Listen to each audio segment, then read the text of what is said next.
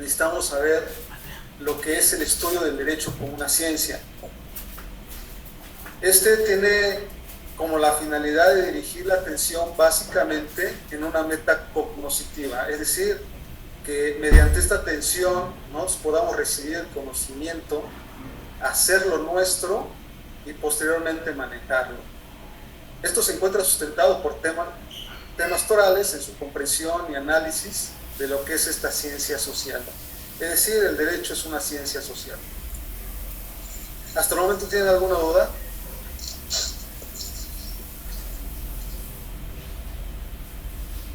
No, profesor. No, profesor. No, profesor. Vamos a continuar. También nos encontramos con métodos, ¿sí?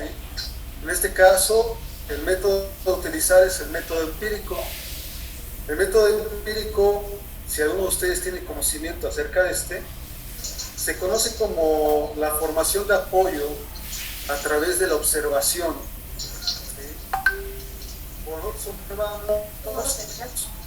Sería el primer paso a este método empírico. ¿Por qué lo utilizamos? Bueno, se utiliza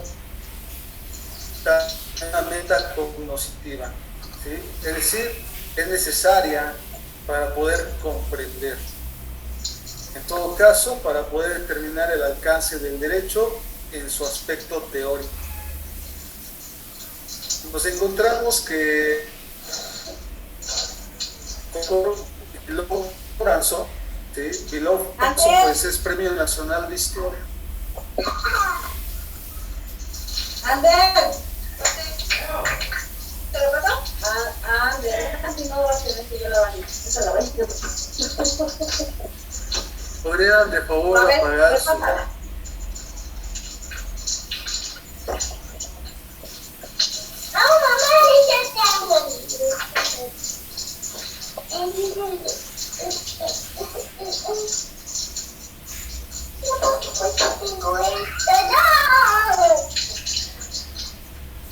¿Podría por favor apagar su micrófono?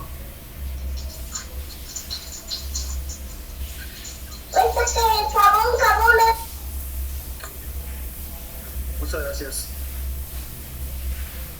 Bueno, continuamos. Les comentaba yo que para Villoro Foranzo, Toranzo, es Premio Nacional de Historia, de Ciencias Sociales y Filosofía. Él en el año de 1980 menciona que la palabra derecho deriva del vocablo latino directo, que significa lo que está conforme a la regla, a la ley y a la norma. Es decir, es un conjunto de lo que son las reglas, las leyes y las normas.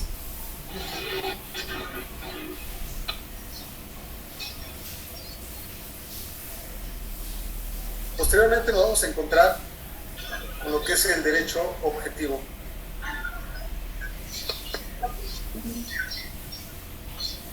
Si podría silenciar un momento sus micrófonos, por favor, para que todos los demás podamos escuchar la clase.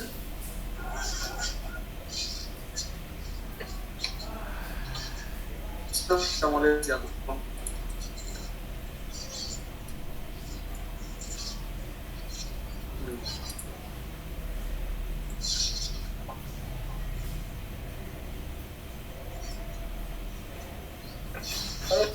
Vamos a hablar de lo que es el derecho objetivo. ¿Qué entienden ustedes por derecho objetivo? Alguno de ustedes, el que quiera.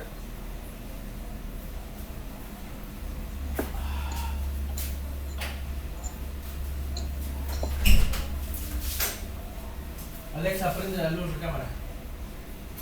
Muy bien. ¿Es el conjunto de normas, licenciado? Es el conjunto de normas. ¿Podrías explicarme? Ajá, continúa. Aquí no me vas a ver. Qué mamada. ¿Es aquel que estudia el objeto? Son aquellas que imponen una conducta legal. Okay. ¿Alguien más? ¿Es el conjunto de reglas de conducta? ¿Qué? Disculpa. Es como el derecho natural, ¿no, licenciado? Bueno, ahorita vamos a ir para eso, ¿sí? Vamos primero a lo que ustedes entienden por derecho objetivo, ¿no? Es decir, separando las dos palabras que tenemos aquí, que son derecho y objetivo, en su conjunto, ¿qué sería lo que ustedes comprenden como tal? Es como el que regula a la sociedad, licenciado. Es parte de, sí, es parte de, ¿sí? De hecho, el derecho objetivo pues es definido como aquel conjunto de normas jurídicas que tienen como propósito regular o regir la vida social del ser humano. Por tanto,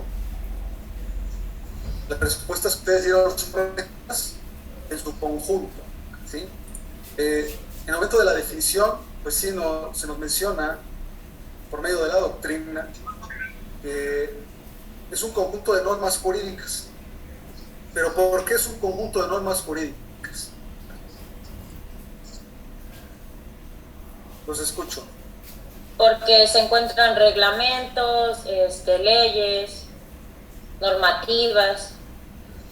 Eso es lo que forma, ¿no? Es un conjunto como tal. Porque es el que, como lo dice, no es el que regula a la sociedad con sus normas jurídicas, ¿no? Así entiendo. Maestro, ¿no es un ordenamiento jurídico? No. El ordenamiento jurídico forma parte de este derecho objetivo, ¿sí?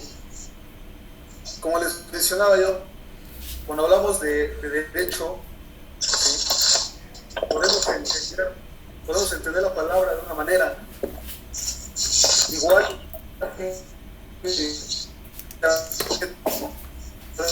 entenderlo de una forma, ¿sí? Cuando separamos estas dos, buscamos definición como tal, vamos a poder encontrar una definición amplia de ambos.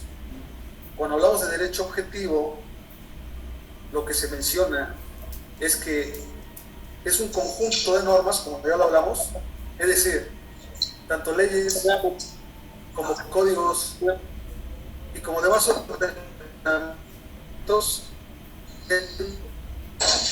conjunto de normas.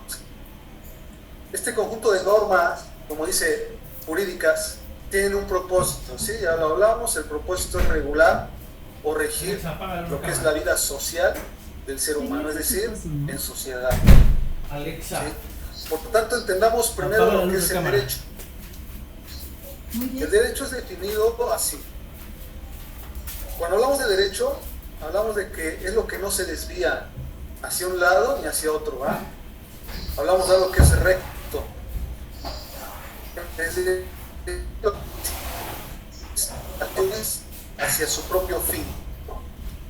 Ya entendido de esta manera, podemos también comprender que en el siglo XX se conoce como normas jurídicas positivas. ¿Qué significa esto? Que son creadas o impuestas y aplicadas por el Estado. ¿Nos queda claro hasta aquí? Sí, maestro. Bien. Por tanto, para poder entender el derecho objetivo, ¿sí? Vamos a entenderlo como aquel sistema de discursos y textos que se encuentran insertos en lo que se conoce como códigos o bien hipótesis normativas. Estas son creadas por el Poder Legislativo, que pertenece al Estado, y que vinculan directamente a la sociedad con el Estado y a la sociedad misma, ¿sí? Es decir, aplican para todos los que se encuentran en el Estado y hayan sido creados por su propio Poder Legislativo.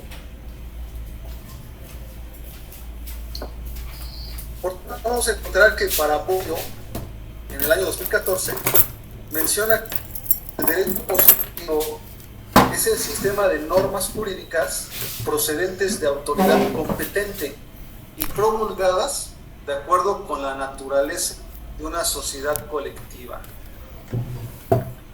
Si vamos bien hasta aquí, podremos entender que entonces el derecho objetivo se considera que es un sistema. Este sistema crea, genera, por medio de su poder legislativo sería la autoridad competente, ¿sí? Y su hacer sería la promulgación de esta, que está de acuerdo, ¿sí?, con esta sociedad colectiva. Ahora bien, pasemos a entender lo que es una noción del derecho.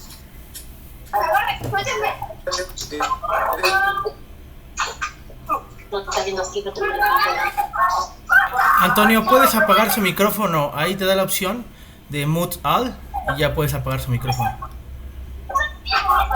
Donde le das en participantes, ahí le das Mute All o silenciar todos, te da la opción y ya los callas.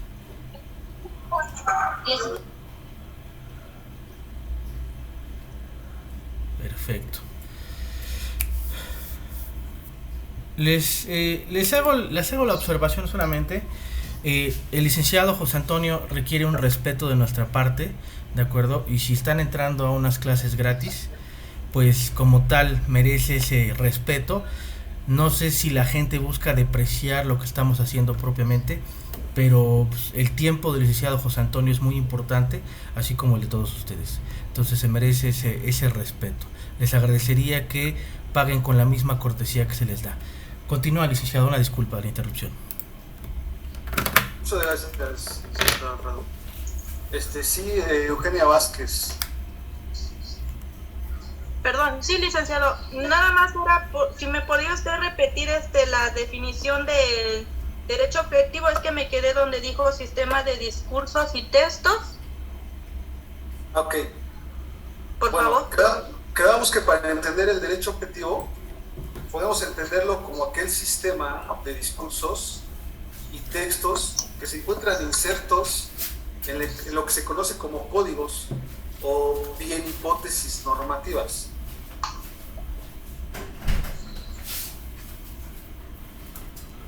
Sí, perdón, es que lo estoy escribiendo. Ok, claro, sí. ¿Hipótesis normativas?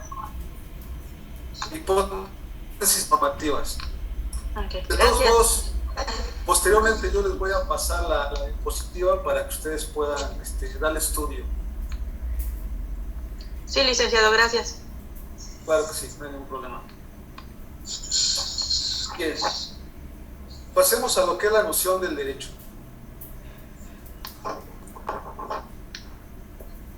Debemos entender que el derecho surge desde el momento mismo en que el hombre primitivo comienza a relacionarse, pero no surge como derecho objetivo, o sea, es decir, como normas impuestas, sino que surge como un derecho consuetudinario,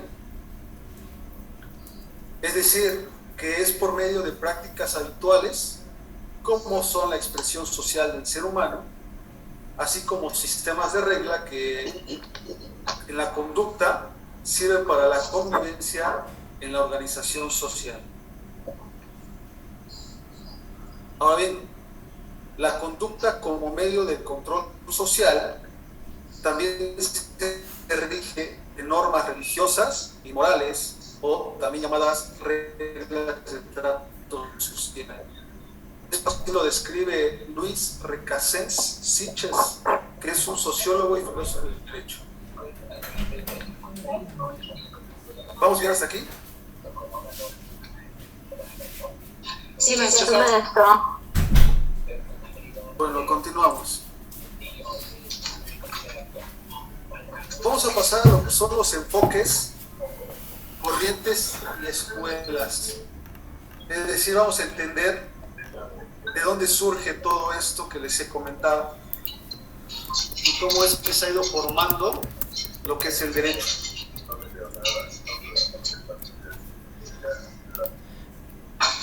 Apágale también su micrófono porque no entienden.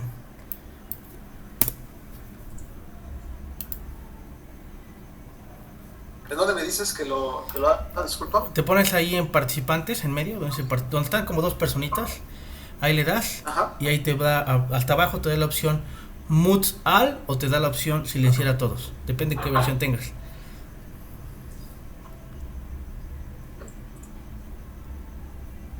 A ver, si no yo, déjame ver si lo puedo hacer yo. Ahí está.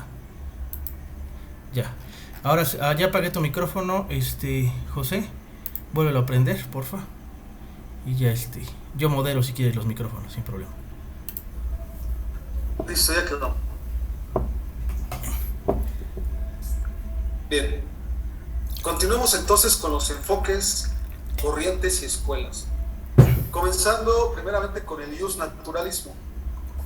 Este ius naturalismo es lo que conocemos como el derecho natural. Este derecho natural es acogido por el ius naturalismo, que no discute su origen, sino que enfatiza en la necesidad de un sistema normativo, el cual se basa en aquellos derechos naturales de reconocimiento universal, es decir, el derecho a la vida, el derecho a la salud, etc. Todo lo concerniente a lo que es derecho natural. De esa corriente viene por lo que se conoce como el ius naturalismo.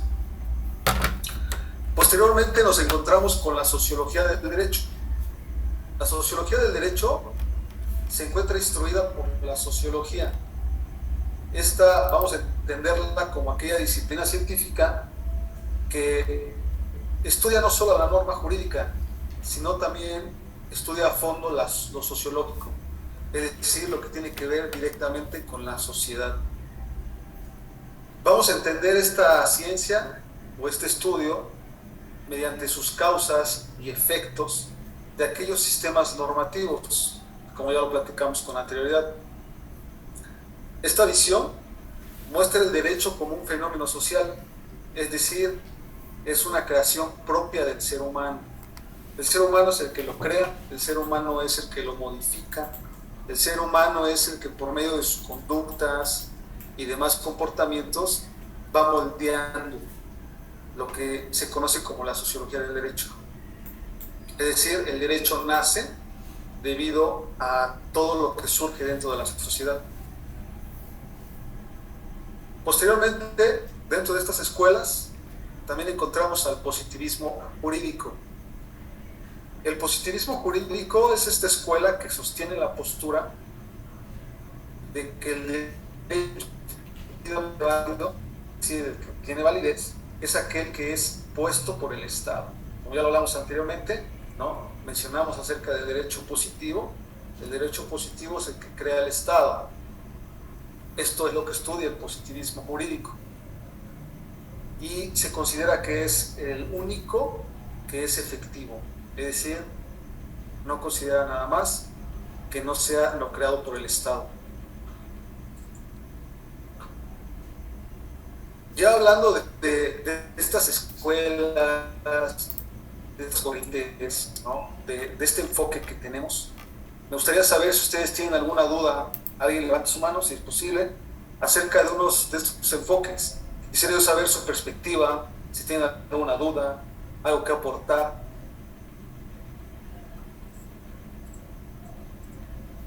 Licenciado, bueno, entonces yo le entendí que el derecho objetivo sí va, entonces hace un rato le comenté, bueno, yo dije que sí era el derecho natural y usted dijo que iba a ir separando, pero entonces sí el derecho objetivo sí va de la mano con el derecho natural, o es el mismo o es diferente. No, no es lo mismo, es parte de, es decir, para poder entender lo que es el derecho objetivo, pues mira, vamos a mencionarlo nuevamente como esta forma, ¿sale? Ya habíamos hablado que el derecho objetivo es el conjunto de normas jurídicas y que tiene un propósito, ¿sí? Su propósito pues, es regir la vida social del ser humano. Si entendemos que el ser humano es un ser viviente, por tanto, entendemos que esta corriente de ius naturalismo, entendida como el derecho natural, ¿sí? Este derecho natural no discute con el origen, de dónde surge, no riña, ¿sí? solamente Sí. enfatiza la necesidad de este sistema normativo. Ujú. Sí, ¿Sí? ya. Exactamente. Es decir, Ah. reconoce ciertos derechos universales que como Ujú. seres sociales y vivientes, nosotros inmediatamente, de manera inherente, ¿sí?, amoldamos a nuestra vida social. Sí. ¿Sí? Por tanto, no hay un problema que surge entre estos dos, simplemente son maneras, son enfoques en los que surge el derecho. ¿Sí? Sí, ya le entendí. Gracias, es que tenía esa duda si eran juntos o eran separados, pero ya me lo explicó. Gracias, licenciado. Claro que sí, no hay ningún problema. Bueno, ya entendiendo estas corrientes o escuelas, como bien les mencionaba, vamos a entrar un poco a lo que es el estudio de las fuentes del derecho. Vamos a entender lo que es la fuente del derecho. Antes de entrar a este estudio, pues me gustaría preguntarles a ustedes qué es lo que entienden por una fuente del derecho o qué son las fuentes del derecho. La base en la cual se fundamenta la norma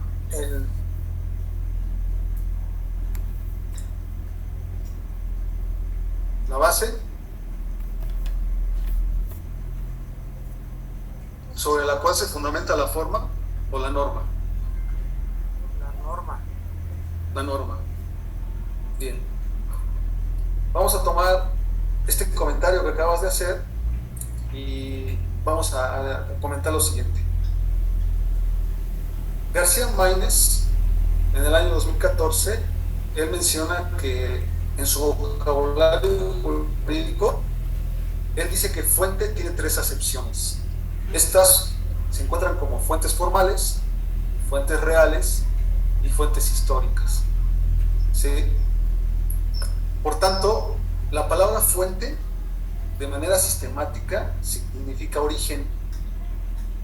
De tal suerte que como fuente del derecho, vamos a entender el origen del derecho. Es decir, de dónde emana, de dónde surge, cómo se crea. ¿Sí? Bien, entendiendo esto de las fuentes, vamos a entrar más a fondo y vamos a mencionar que las fuentes proporcionan las herramientas y los métodos. Estas fuentes, estas herramientas y métodos nos van a permitir la introducción a una meta cognoscitiva, ¿sí? Es decir, de entendimiento. Esto en el campo temático y también en el reflexivo, porque como lo platicamos en un inicio, es indispensable la perspectiva filosófica del derecho. Ahora bien, cuando hablamos de fuentes formales, nos referimos a aquellos procesos o aquellos procedimientos que conforman e influyen en la creación de normas jurídicas, es decir, las etapas y las circunstancias formales que son necesarias para la creación del derecho. ¿Me explico? Sí, profe. ¿Me lo puedes repetir nuevamente, por favor? Es que no lo alcancé a escuchar bien. ¿En dónde fue? ¿En dónde quieres que repita yo nuevamente? Disculpa. En donde dijo que el derecho natural, algo así dijo de ahorita. Eran cuando dijo fuentes del derecho formales, dijo usted etapas. Exacto, okay. sí, cierto, perdón. Ok, de las etapas. Bueno. Sí, por favor. Sí, por Okay. favor. Les mencionaba yo que las fuentes formales son aquellos procesos, ¿sí? Procesos o procedimientos. Estos procesos o procedimientos, pues, conforman, o podemos llamarlo influyen, en lo que es la creación de normas jurídicas. Esta creación de normas jurídicas también se puede entender como que las etapas y aquellas circunstancias formales que son necesarias para la creación del derecho. Como ya hemos hablado, las fuentes del derecho se deben de entender como aquel origen de donde surge el derecho. Por tanto, la creación del derecho se lleva a cabo por medio de estas etapas o circunstancias formales. Para entender un poco mejor el tema de las fuentes formales, mencionemos que las fuentes formales son la legislación, la costumbre y la jurisprudencia.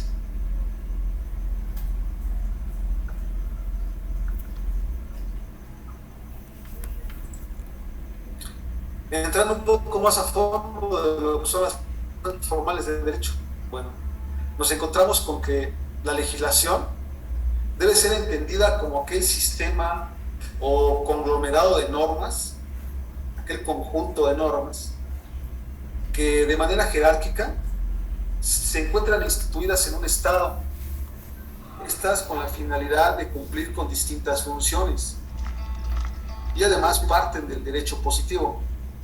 Ya habíamos hablado del derecho positivo, ¿cierto?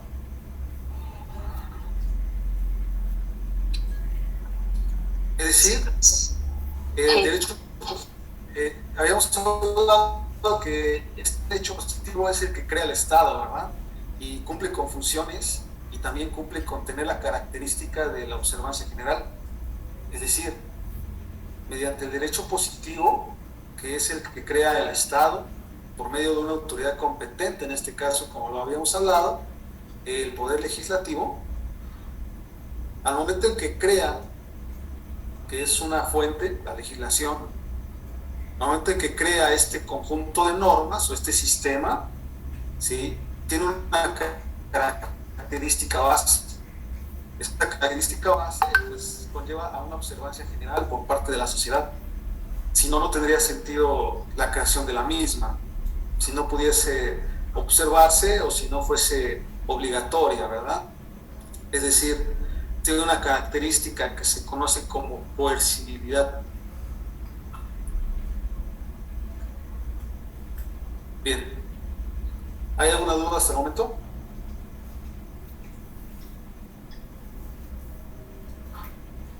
No, profe. No, profe.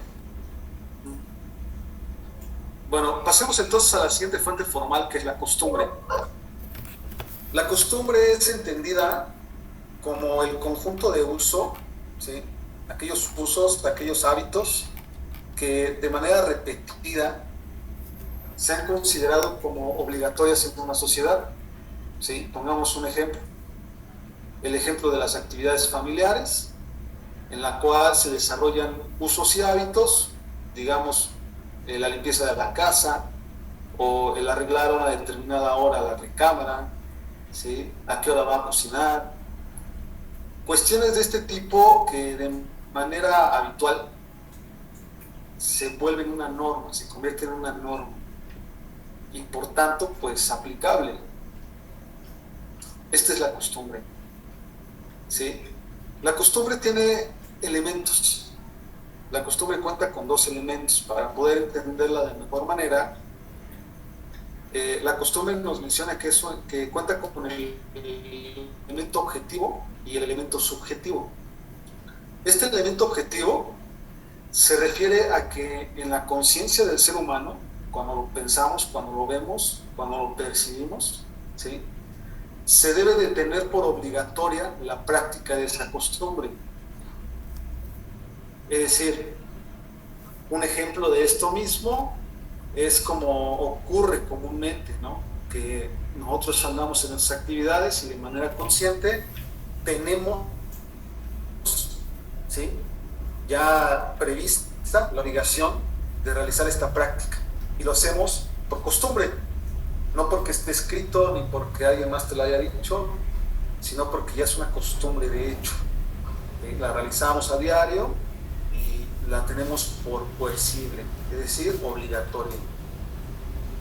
Ahora bien, nos encontramos también con el elemento subjetivo,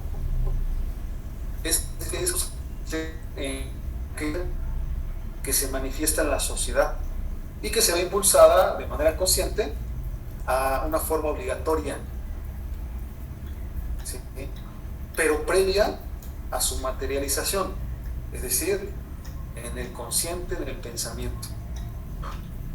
pues se encuentra implantada en la colectividad. La colectividad, como ocurre hoy en día, incluso lo podemos ver en las redes sociales, se genera este tipo de pensamiento y por medio de un contagio, ¿sí? Ya puede ser contagio de emociones o contagio de pensamientos, formas de entender las situaciones y circunstancias, se vuelve o se manifiesta de manera obligatoria esta conducta, ¿sí? Por eso nos menciona que se encuentra implantada en la colectividad. Por tanto, pues la costumbre puede ser entendida y debe ser entendida como esta fuente formal del derecho, porque incluso el derecho surge de ahí mismo, por medio de estas reglas sociales. Y por último, tenemos a la jurisprudencia. ¿Alguien podría hablar acerca de la jurisprudencia? Sí, algo sencillo. ¿Alguien podría mencionarme algo acerca de la jurisprudencia? ¿Son precedentes? Son precedentes. ¿Podrías explicar un poco más a fondo a qué te refieres con precedente?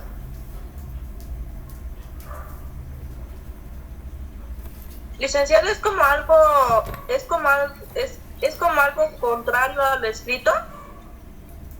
¿Contrario al escrito? No, Ajá. no. Son decisiones y sentencias, ¿no? Ok. Bueno, es Para como... solucionar problemas. Son sentencias y resoluciones. O fallos dictados por los tribunales de justicia.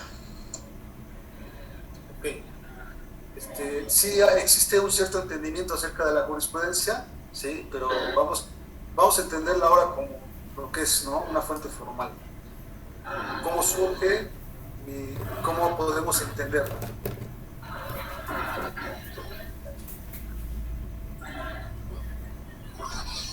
Es la interpretación que hacen los jueces de la ley. Sí, es correcto. Es una interpretación, sí, se presenta por medio de esta interpretación, ¿no? Es el ejercicio que realizan ellos. Ahora bien, entendamos la jurisprudencia como fuente formal. La jurisprudencia como fuente formal, vamos a entenderla como la parte en donde se consignan criterios y principios, como bien lo mencionaba, pues estos se emanan de los tribunales, ¿verdad? Mediante una interpretación jurídica de la ley. Es decir, estos tribunales interpretan la norma jurídica y a través de esta interpretación consignan estos criterios en base a los principios y por tanto surgen nuevas formas, nuevas visiones, nuevos enfoques de la interpretación jurídica de una ley. Sobre todo sucede esto cuando no encontramos una interpretación muy clara, ¿verdad?, acerca de las normas o la normatividad. Ahora bien, la jurisprudencia se entendía, y digo se entendía porque con las nuevas reformas, pues esto ha cambiado. La jurisprudencia se entendía anteriormente como aquel conjunto de 5 resoluciones emitidas por distintas autoridades judiciales y todas en un mismo sentido. Es decir, para que pudiera establecerse un criterio como jurisprudencia, porque bien sabemos que existen criterios aislados y jurisprudenciales. Estos criterios jurisprudenciales se establecían por medio de este conjunto de resoluciones. Tenían que ser 5 resoluciones y estas debían ser emitidas por distintas autoridades judiciales. Todas tenían que ir en un mismo sentido. Si esto ocurría, por tanto se establecía la jurisprudencia. Hoy en día, con nuestra nueva ley de amparo, o la ley de amparo vigente, en su artículo 215 nos menciona que la jurisprudencia se establece por precedentes obligatorios por reiteración y también por contradicción. ¿Sí? No sé si han escuchado acerca de lo que son las contradicciones de tesis, cómo surgen y demás cuestiones. Bueno, si alguno de ustedes ha llegado a escuchar acerca de esto, pues es la manera en cómo se establece la experiencia.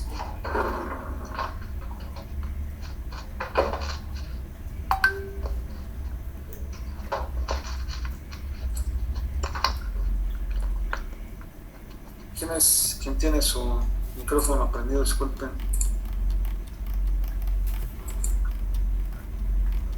Bueno, continuamos. ¿Sí se escuchó hasta el momento? ¿Existe alguna duda? Sí, nada más que Isaac levantó la mano. No.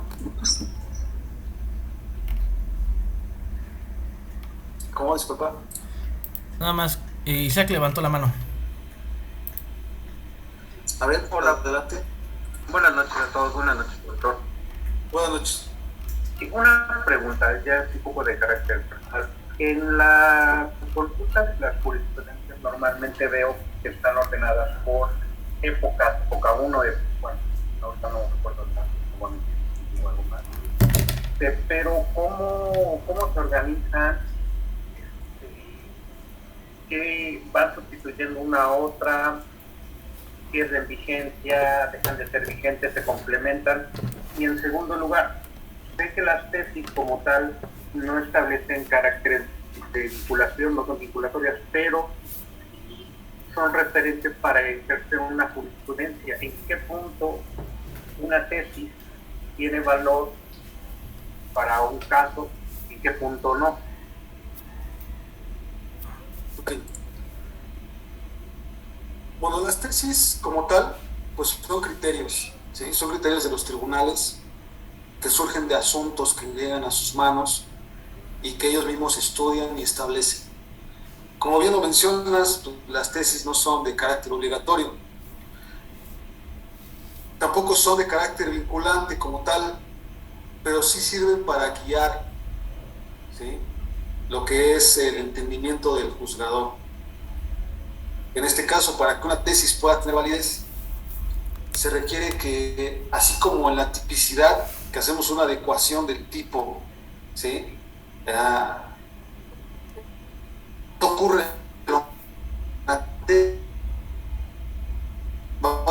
el hecho que nosotros estamos queriendo vincular con el criterio que establece la tesis.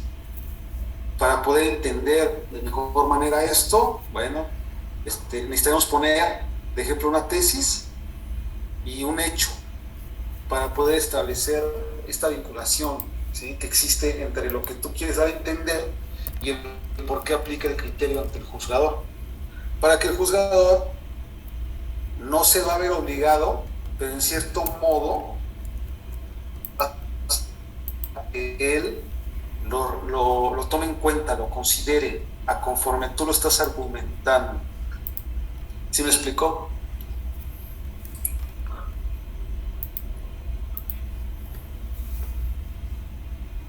Sí, se explica. Entonces sería como un referente, llamémoslo así, y llegar a ser un precedente. Es distinto el precedente al referente, sí. O sea, sí puedes tomarlo como una referencia, porque tienen esta... Al momento en que poder adecuar tu hecho o la circunstancia presente en el criterio, no puedes establecer, por ejemplo, digamos, ¿no?, un criterio que te habla de ciertas cuestiones y tú vas a poner hechos que te hablan de cosas totalmente ajenas al mismo.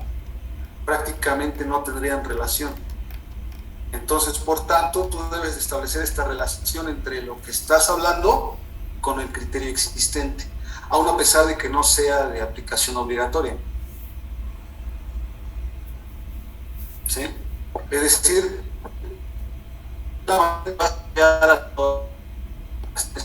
ese criterio que tú pretendes, esa hipótesis que tú pretendes que él comprenda y el por qué.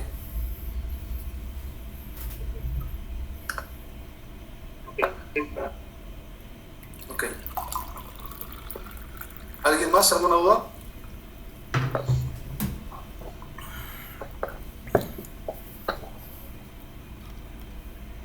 No, ¿verdad? Bueno. Vale. Las fuentes del derecho, nos dice García Maínez, que se aplican en documentos, en inscripciones, papiros, libros y demás cuestiones. Estas pues encierran el texto de una ley o un conjunto de leyes. Ahora bien, el derecho visto como una creación del Estado es directivo, acude a que el Estado es el único con virtud de validez, es decir, si el Estado lo crea, es válido. También existe la corriente denominada dogmática jurídica. Esta dogmática jurídica es entendida como aquella que afirma y determina que las normas impuestas por el Estado, el derecho positivo, son las únicas válidas y por tanto son capaces de cumplir las funciones del derecho. Nuevamente García Maínez, y recordando a Hans Kelsen, que pues, es un jurista que parte de la estatalidad del derecho dogmático, estima que una regla de conducta es obligatoria cuando representa una manifestación de la voluntad del Estado. Si el Estado la crea, si es la voluntad del Estado, por tanto es obligatoria esta regla de conducta. Asimismo nos vamos a encontrar con los caracteres del derecho, ya habíamos hablado acerca de ellos. Mencionamos que era la bilateralidad, exterioridad, la coercividad, la heteronomia y la imperatividad. Hablando un poco acerca de esto, vamos a encontrar que la bilateralidad, según García Maínez, dice que son las normas jurídicas bilaterales porque éstas imponen deberes correlativos, es decir, te dan facultades o conceden derechos correlativos de obligaciones. El carácter bilateral, nuevamente, determina una regulación jurídica entre dos sujetos. El sujeto obligado, que sería el pasivo de dicha relación, y otro activo con facultades o derechos para exigir algo del primer sujeto, es decir, del sujeto pasivo.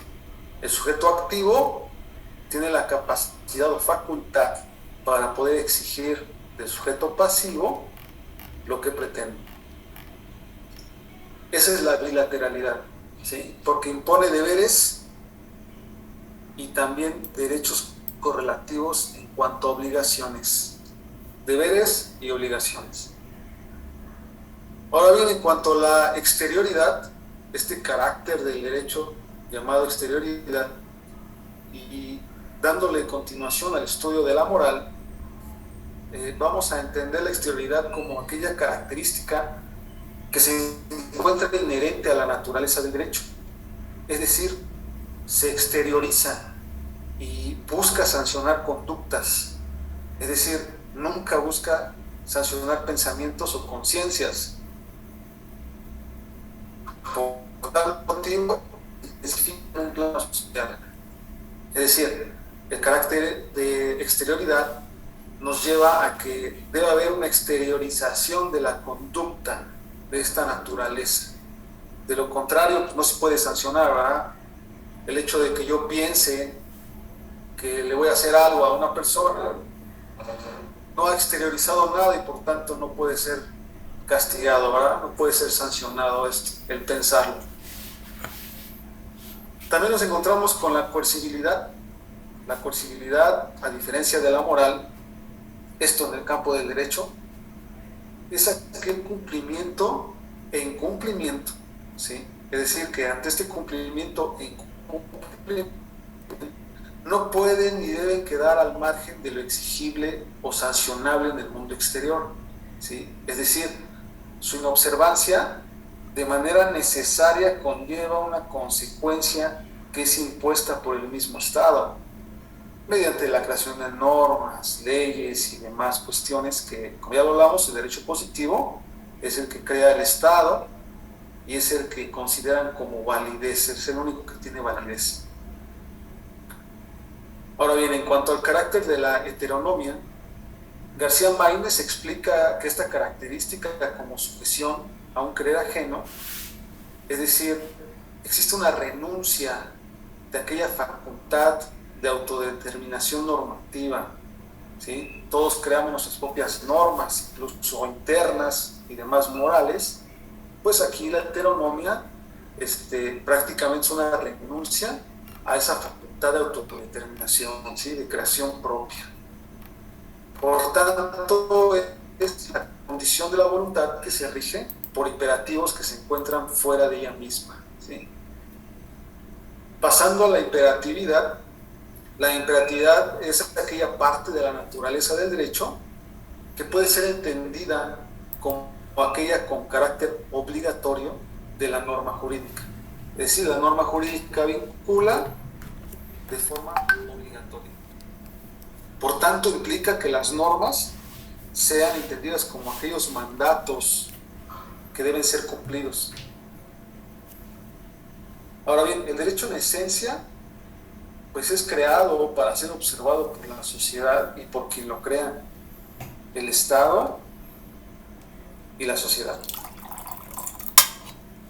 Para terminar esta parte de este estudio, vamos a mencionar también que el derecho es axiológico y teleológico. Entendamos lo axiológico como aquel valor, es decir, un ideal del derecho. Por tanto, este debe ser justo, pero aún sin serlo, no deja de ser derecho. Es decir, tan solo se trata de un derecho injusto. Y en cuanto a lo teleológico, nos encontramos que es teleológico porque, además de que su teoría general del derecho persigue fines temáticos y académicos, también concentra cierta estructura, y esto en aras de lograr sus funciones, con los fines que le son propios, es decir, el objeto y fin, puesto que persigue alcanzar fines inmediatos y a largo plazo. ¿Cómo? Mediante un control social, una organización social y también una reorganización social.